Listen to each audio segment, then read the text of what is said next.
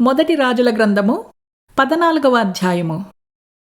ఆ కాలమున యెరోబాము కుమారుడైన అబీయా కాయిలా పడగా, యెరోబాము తన భార్యతో ఇట్లనెను: నీవు లేచి యెరోబాము భార్యవని తెలియబడకుండా మారువేషము వేసుకొని షిలోహునకు పొమ్ము.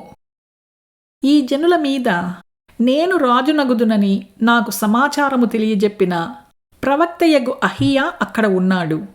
కాబట్టి నీవు 10 రొట్టెలును అప్పములును ఒక బుడ్డి తేనెయు చేతపట్టుకొని అతని దర్శించుము.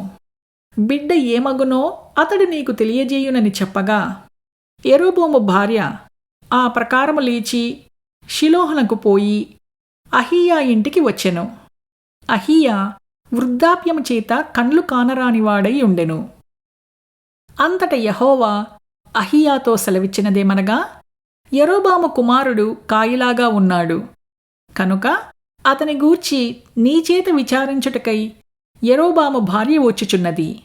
ఆమె మారువేషము వేసుకుని మరియొకత అయినట్టుగా వచ్చుచున్నది. కనుక నేను నీకు సెలవిచ్చినట్టు నీవు ఆమెతో చెప్పవలెను. అంతలో అహీయా ద్వారము లోపలికి వచ్చు ఆమె కాలి చప్పుడు విని ఆమెతో ఇట్లనెను: యెరోబోము భార్యా, లోపలికి రమ్ము. నీవు వేషము వేసుకుని వచ్చుటయేలా? కఠినమైన మాటలు నీకు చెప్పవలనని నాకు ఆజ్ఞ ఆయెను.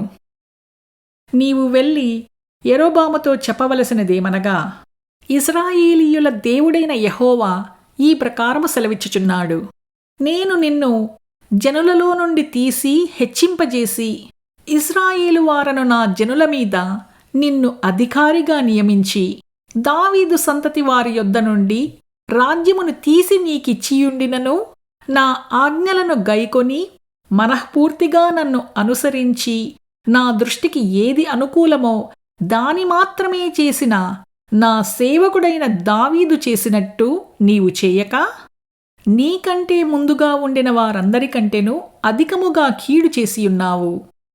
నన్ను బొత్తిగా విసర్జించి ఇతర దేవతలను పోత విగ్రహములను పెట్టుకొని నాకు కోపము పుట్టించియున్నావు.